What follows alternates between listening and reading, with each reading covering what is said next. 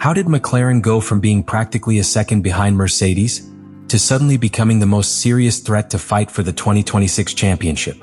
Because yes, while everyone was looking at Red Bull, Ferrari, and the internal crisis that is shaking Milton Keynes, in Woking they were preparing something much more dangerous. And now McLaren's own CEO, Zak Brown, no longer hides it. As revealed after the Miami Grand Prix, the team believes it has everything it needs to fight for the world title. And the most shocking thing is that this confidence appeared just after introducing an update that completely changed the behavior of the MCL40. A package so aggressive, so different, and so extreme, that within the paddock many began to say that McLaren practically brought a new car. The incredible thing is not only the improvement in performance. The reality is that no one expected McLaren to be able to react so quickly. And to understand why Zak Brown's words generated such an impact within the paddock, we must first return to the beginning of this new stage of 2026. Because although today the Papaya team transmits absolute confidence, the situation was completely different just a few races ago. The MCL40 started the year being a competitive car, yes, but clearly far from Mercedes level. In Australia, the difference was alarming. Some simulations showed up to a second per lap ahead of the W17, a brutal figure even by modern Formula One standards. Lando Norris was barely able to rescue a fifth position, and within the team they knew perfectly well that something was not working as they expected. The problem was not just one. It was a very dangerous combination of factors. McLaren was still trying to fully understand the new Mercedes power unit adapted to the 2026 regulation, a regulation that divides energy delivery much more between combustion and the electrical part. And while some teams seemed to have quickly found the perfect balance, McLaren suffered especially in medium-speed corners, where the car lost downforce very obviously. Added to this were correlation problems, difficulties finding stability in certain long stints, and small reliability failures that greatly limited data collection during the first races. The car was stable, yes, predictable, too. But he didn't have the pace to fight forward. And this is where one of the most important decisions in this entire story appears. Because while Ferrari, Red Bull, and Mercedes had been making constant evolutions since the start of the championship, McLaren did exactly the opposite. Andrea Stella made an extremely risky decision, delaying the large improvement package. Instead of introducing small new pieces every weekend, the team opted to concentrate resources on a massive update, a kind of technical reset of the car.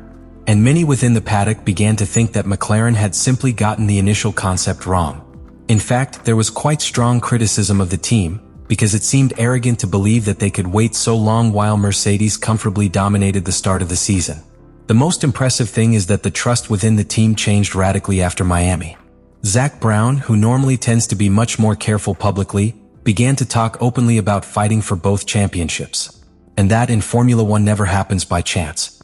No one makes a statement like that if they don't have extremely solid internal numbers to back up the optimism. Because the teams know data that we don't see: degradation, energy maps, aerodynamic efficiency, wind tunnel correlation, and apparently, everything started to align for McLaren right after that update.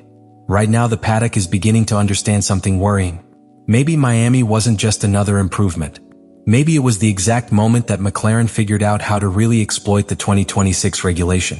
And if that's true, then Red Bull, Ferrari, and Mercedes could have a much bigger problem than they imagine. And then Miami arrived, the circuit where everything changed for McLaren. Because what the team brought to that Grand Prix was not a simple aerodynamic evolution typical of almost mid-season. No. What appeared on the MCL40 was practically a complete reinterpretation of the car. And the most interesting thing is that this transformation occurred thanks to a totally unexpected situation. The cancellation of Bahrain and Saudi Arabia ended up giving the team additional weeks of work that were decisive in finishing the package on time. This extra margin allowed us to review correlations, refine simulations, and validate elements that were not yet ready. What seemed like a problem in the calendar ended up becoming the perfect opportunity for McLaren. And when the car hit the track in Miami, something immediately felt different. The internal data showed a much bigger improvement than even they themselves expected. The MCL40 began generating downforce much more efficiently without destroying the tires, and that was exactly what they needed under the new 2026 regulation. Because in this era, it's not just the car with the most downforce that wins. The one who can maintain aerodynamic stability while correctly managing hybrid power and tire temperatures wins. There was the real secret. McLaren found a much wider operating window than at the beginning of the season. The key was mainly in the aerodynamic flow. Andrea Stella and her technical department redesigned critical areas of the car, seeking to improve the overall efficiency of the package. They didn't just want more cornering speed. They wanted a car that was less sensitive, more stable, and much more adaptable between different types of circuits. And apparently they succeeded. Because one of the biggest weaknesses of the MCL40 at the beginning of the year was precisely how unpredictable it became in certain medium load conditions. In Miami, that almost completely disappeared. The car began to behave in a much more balanced manner, allowing Norris and Piastri to attack much more aggressively. But here comes the truly dangerous thing for the rest of the teams. McLaren didn't just gain performance. It also unlocked development potential. And that changes absolutely everything in Formula One. Because it is one thing to introduce a specific improvement, and quite another to discover a platform that allows you to continue evolving without destroying the behavior of the car. As Andrea Stella explained earlier, with the aggressive development of the MCL39, McLaren's goal was always to open up new opportunities for technical growth, even if that meant taking huge risks from the initial design. And it looks like they finally found that right direction. In fact, within the paddock there began to be talk about something very specific. McLaren could right now have the best balance between aerodynamic performance and energy management of the entire grid. And this is crucial in 2026. Because the new hybrid regulation heavily punishes cars that rely too much on the battery on long straights. Mercedes had initially dominated because it understood before anyone else how to optimize this energy transition between the thermal engine and the electrical system. But Miami showed something disturbing. McLaren began to close that gap much faster than expected. Even the behavior of the pilots began to change. Lando Norris began to look much more comfortable pushing to the limit. Something that normally only happens when a driver feels complete confidence in the aerodynamic platform. And with Oscar Piastri it happened exactly the same. Both began attacking fast corners with an aggressiveness that simply didn't exist in Australia. That's no coincidence. In modern Formula One, when a car conveys confidence to the driver, it usually means that mechanical and aerodynamic stability are working in perfect synchrony. And that seems exactly what McLaren managed to unlock. Meanwhile, rivals began to look on with concern. Because Ferrari continues to show inconsistencies depending on the circuit. Red Bull is still trying to understand many internal problems with the RB21. And Mercedes, although it is still very fast, no longer seems to have that overwhelming advantage from the beginning of the season.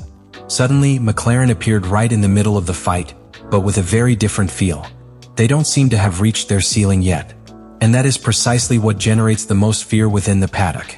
Zak Brown understood it before anyone else. That is why he began to send such strong messages publicly. Because when a Formula One CEO starts talking about future championships so early, it's usually because the simulator, the wind tunnel, and the internal projections show something extremely promising. And according to everything that is starting to leak out of Woking, McLaren believes that the Miami package was not the end of the development. It was just the beginning of something much bigger. But there is something even more important behind all this. And that is that McLaren is not acting like a team that simply wants to win some races.